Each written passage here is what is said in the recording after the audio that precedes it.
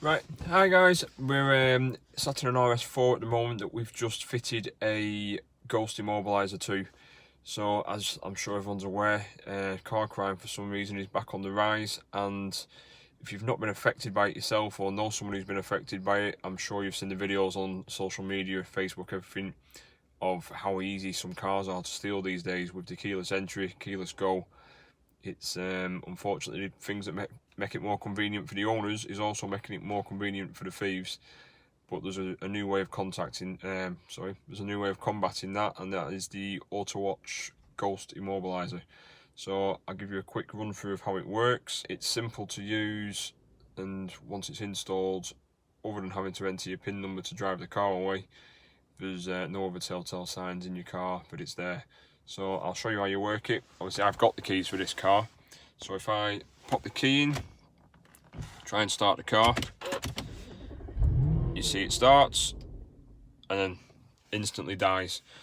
So if you try it again, there's just nothing. The car's turning over, no ignition, so just won't start at all. So let's say if anyone cloned your key, or if the booster signal, which is now possible, from when the key's in your house, even if the thief has the key, you won't be able to start your car. So I'll show you how simple it is for you to start your car.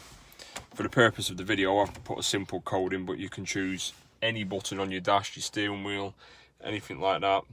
You can choose a combination of from a 4-digit pin up to a 20-digit pin. So I'll show you what this one is. So you put your key in, don't have your foot on the brake, turn your ignition on. For the purpose of this, 4 presses on the upshift. You get a little indication on the dashboard.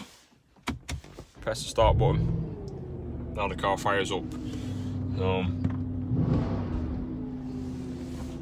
You can see now it's running, and you can drive the car as normal now. I've just put a demonstration PIN number into this car to demonstrate it for the owner. I'll tell the owner how you can change it. It's a very simple process for you to change it, so you don't need to worry about it. If someone does know your PIN code, you can change it quite quickly and easily. It's not a problem. You can also put it into a service or a valet mode, so if you do drop the car off with a garage or a detailer or anything like that, put your car into service mode and it'll start up as normal and drive.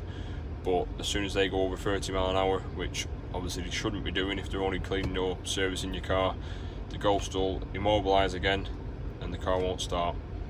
So that's it. If you'd want any more information on these immobilisers, feel free to call. I'll just give you another quick demonstration. So we'll knock the engine off. Give the car a couple of seconds just to sort of register that it's been turned off.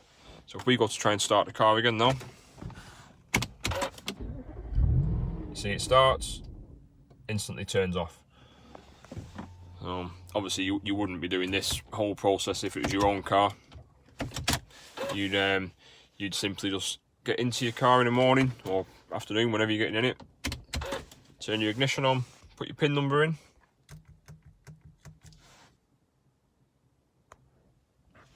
get a little indication on the dash again that the PIN number's been registered, press to start, and then the car then starts and runs. Not a problem.